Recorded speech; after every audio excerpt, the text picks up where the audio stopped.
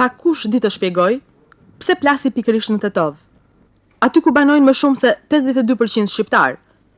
Aty ku ka një universitet, ku edhe maqedonasit din shqip, ku së fundmi një pjesë e mirë e drejtuesve publik, prefekti, drejtori i spitalit, i arsimit, i pallatit të kulturës, madje edhe shefi i policisë janë shqiptar. Pse kërkohet me armë drejta, duke qenë se kaq kohë kërkua në rrugë institucionale, duke marrë nga ditë e pak? Pse me aq ngulm kërkohet një ndryshim në kushtetut, sikur ai do sillte barazinë dhe lumturinë?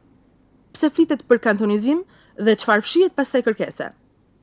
Dhe aq më pak, dikush ditë të thotë për ushtarët e lëvizjes shërimtare kombëtare, që ndonë se thonë se janë pasues të UÇK-s, duket jenë kujtuar vonë për trenin që u ka ikur, dhe aq më shumë janë të vonuar për të marrë seriozisht nga vëmendja ndërkombëtare.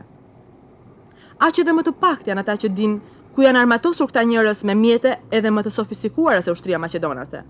Kush është bërthama atyre politike dhe pse i fshihen medias, të gatshme për të pasur kontakte me ta për hir të skupit.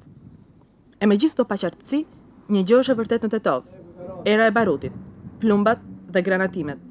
Të gjithë qëllojnë kundër të gjithëve, pamundur të dallojnë nga frika dhe utimi, se ndoshta mund të kenë qenë dikur edhe fqinj. Nga radhët e ushtrisë maqedonase, policët shqiptar kanë mësuar se gjuajini plakun do të thotë gjuaj kalanet e Tetovës. Por ata kanë dëgjuar edhe belbëzime ushtarësh të friksuar, edhe ulërima, mos gjuajt e tanët.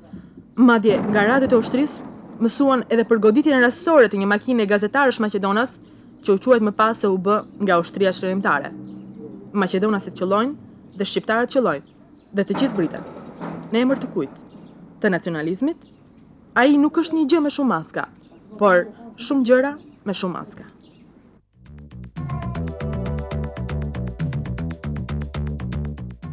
E lëm Tetovën pas, të përzgjitur nga lufta, për të ecur në rrugë pa krisma. Në vesh, na mbetet jehona e zërit asaj gruas nga Prishtina që kishte ardhur në Tetov të qante te vari vllajt. E lënçim pas edhe këtë tjetër mars lufte, siç kemi lënë shumë marse të mbrapshta për mbar shqiptarët që nuk na kanë hequr vetullat, por nxjerr